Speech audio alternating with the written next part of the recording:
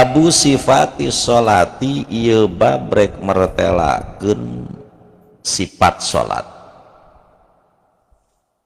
Tengetkeun ulin jeung ka tengahna ulin.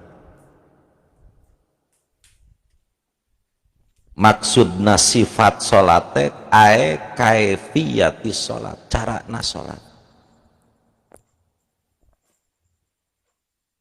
Naon sababna? Dina Al-Qur'an hanya ada perintah aqimus salat, dirikeun salat. Kumaha salat teh carana teu dijelaskeun na Al-Qur'an. Bahkan secara detail kaifiyah salat yang terdiri dari rukun, pasunatan dan lain sebagainya di hadis pun tidak ada. Makana abdi teu kaharti lamun aya golongan yang selalu menyerukan mari kita kembali ke Quran dan hadis, saya teu mengerti ai manehanana bisa salat juga kitu ti mana. Bahwa tahu rukun salat yang pertama itu niat, takbiratul ihram, berdiri, baca Fatihah, ruku, i'tidal, sujud. Gak ada tuh di dalam hadis. Pangneangankeun sugan aya hadis. Qala Rasulullah arkanus salat. Moal aya sih teh. Moal. Manehanana salat kitu ti mana atuh? Nah ieu teh geus nyaaheun ku ulama, geus dirangkeikeun, geus dipangjelaskeun. Di mana ulama make bisa nyimpulkeun rukun salat ayat 17. Di mana ulama bisa nyimpulkeun rukun salat ayat 14 menyebutkeun 14. Ya jelas ulama menjelaskan semua itu dari hadis, dari sahabat, dari tabi'in, terus tianu karena Nabi berkata sallu kama ra'aitumuni usolli. Salatlah kalian sebagaimana kalian melihat aku salat. Lai urang kan teu panggih boro-boro panggih jeung Nabi jeung tabi'in ge teu panggih, bahkan panggih jeung ulama ge ulama pang buat cicitna urang. Ieu ujug-ujug ulama diaclok. Jelema ayeuna ulama nu pendahuluna diaclok, bahkan tabiin ge diaclok langsung we kana Quran jeung hadis bawa edan ari amang kumaha itu. Lamun ayeuna mari kita kembali ke Quran jeung hadis, berapa kurun ulama itu yang anu kumanehanana diaclok. Calutak pisan eta jelema kelakuan. Calutak atuh sia teh calutak.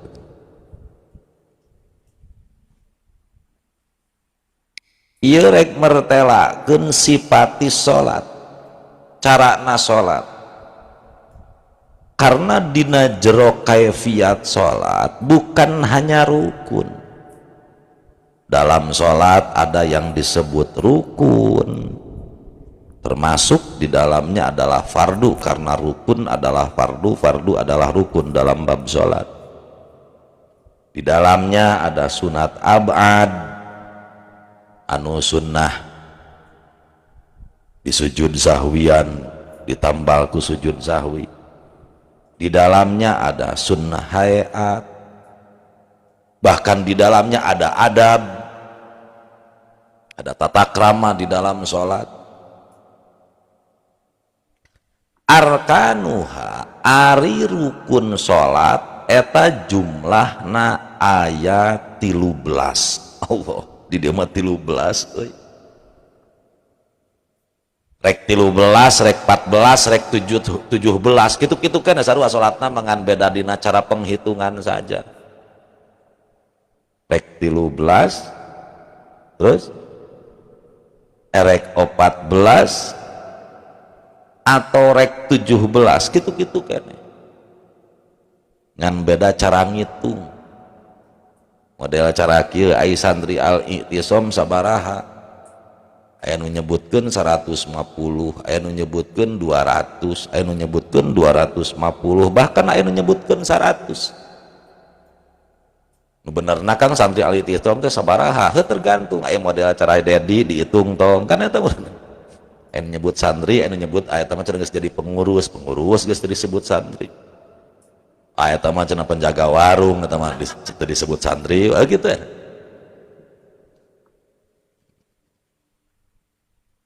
Tapi kan rek disebut sekian ratus sekian puluh tetap we santri alitisom sakitu kan. Lain berarti beda. Menyebutkan sekian tetap santri alitisom sekieu.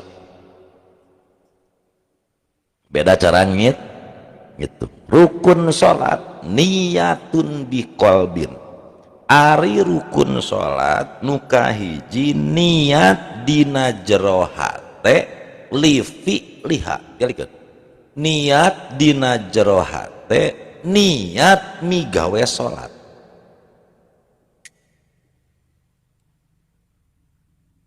Jadi memang ada tujuan melakukan salat. Poinnya fi'liha eta tah, li fi'liha. Niyatun li fi'liha. Boga tujuan migawe salat. Lain sebatas ngahadirkeun salat dina jero hate tapi lalai dari tujuan. Paham tuh?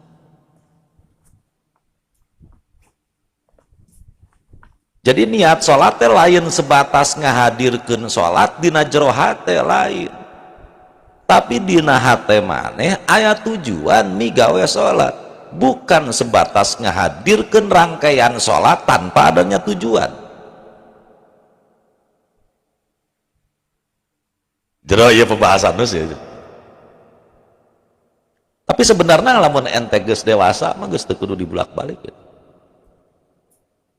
Boga tujuan migawe sholat, bukan hanya sebatas ngahadirkeun sholat dina jero hate. Karena kalau sebatas orang membayangkan ngahadirkan rangkaian sholat dina jero hate tanpa ada tujuan melakukan, itu namanya bukan niat.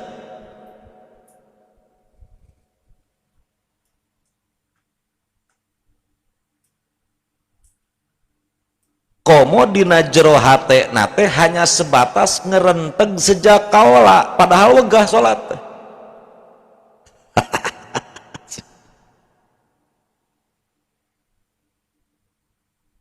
Niat mah lain ngerenteg geus ratusan kali ku aing dibulak-balik.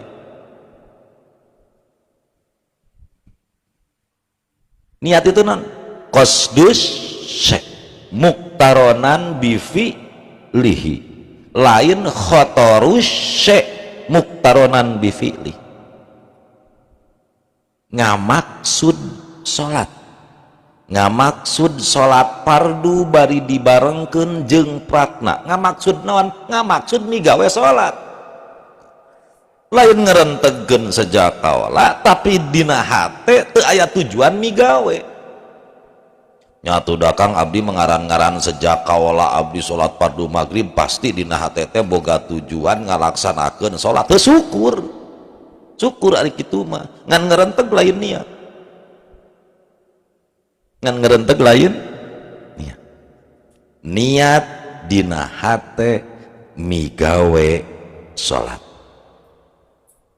Tingali qauluhu biqalbin fala yakfi annutku ma ghaflatihi. Itu teu cukup ngucapkeun wungkul usolli fardol maghribi ari hate malaweung.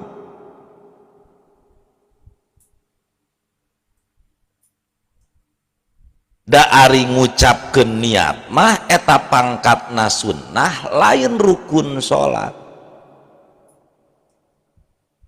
Nepikeun kalamun jalma beda antara nu diucapkeun jeung anu dimaksud dina hate. Maka nu diijir ma fi qalbi, anu dimaksud dina jero hate. nu diijir anu dimaksud dina jero hati. Adapun anu diucapkeun itu terjadi. Kungsipan baheula aya pertanyaan. Nah, baheula aya pertanyaan. Kan disuna mah disuna duhur teh ganti ngaran teh jadi lohor. Duhur teh jadi lohor. Asor ge asri jadi asar. Iya kan? Ai tina asri kana asar mah eta mah rada mirip-mirip lah. Ieu duhur disuna mah jadi lohor. Keur waktu pasaran poho deui nu taun iraha aya pertanyaan ti santri. Kang cenah kumaha kan salat fardu teh aya 5, salah sahijina kan salat duhur. Ari salat duhur teh disuna mah ngaranna lohor. Kumaha lamun niatna teh kieu usolli fardol lohri. Usolli fardol lohri. Usolli fardol lohri. Jawaban abdi waktu hareta tong boroning usolli fardol lohri.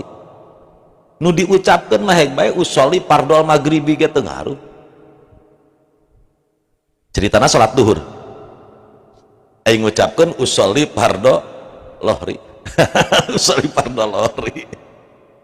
Tong boroning usolli fardol lohri anu maksud lohor teh duhur. Cacak-cacak usolli fardol maghribi we asal nalika keur takbir anu aya dina hate teh tujuanana adalah salat fardu duhur. Anu duhur eta teh kusia disebut lohor atuh jadi bae. Dah hasil takyin nam pan kang teu aya salat lohor teh. Aya salat lohor teh. Naon salat lohor teh? Salat duhur teh ngan sia nyebutna lohor. Eta mah urusan masalah penyebutan. Da aya hate maneh mah maksudna lohor teh duhur tah nu diijirkan eta hate. Sebab ucapan teu diijir dina masalah sahna salat.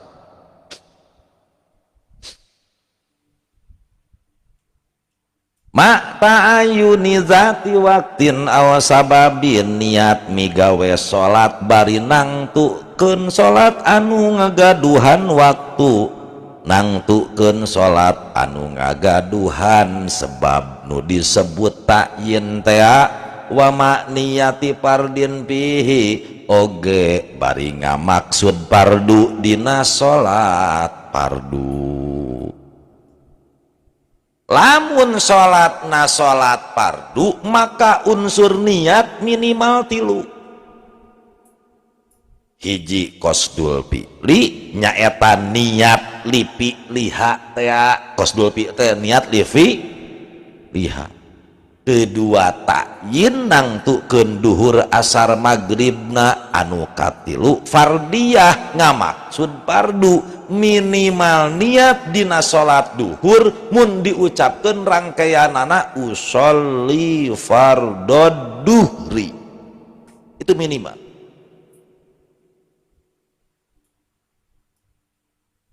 Minimal usolli fardod duhri. Tapi kada niat lain mengucapkan usolli fardhu duhri. Gini minimal niat dina salat fardu adalah usolli fardhu duhri. Tapi niat lain mengucapkan usolli fardhu duhri. Berarti kumaha tuh? Minimal niat adalah ngamaksud salat fardu duhur.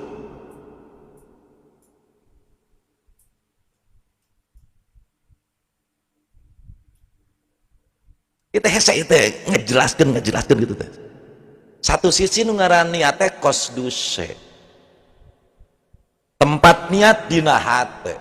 Mau bagaimana saya menjelaskan isinya niat anu eta niat pagawean hate kalau tidak diaplikasikan dengan ucapan. Jadi usolli fardhu duhri itu adalah aplikasi niat ketika diucapkan seperti itu. Ketika dilafadzkan itu bentuknya menjadi usolli fardhu duhri.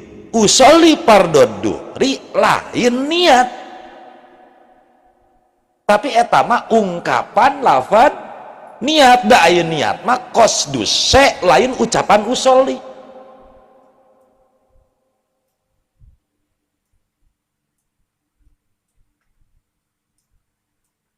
Bogoh kahiji awewe itu kan ucapannya I love you kan.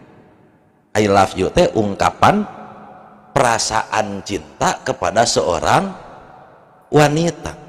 Pertanyaannya, apakah I love you itu perasaan cinta? Bukan kan? I love you itu hanya bentuk ungkapan dari perasaan hati Anda menyukai seorang wanita. Karena cinta itu bukan ucapan I love you. Paham tuh?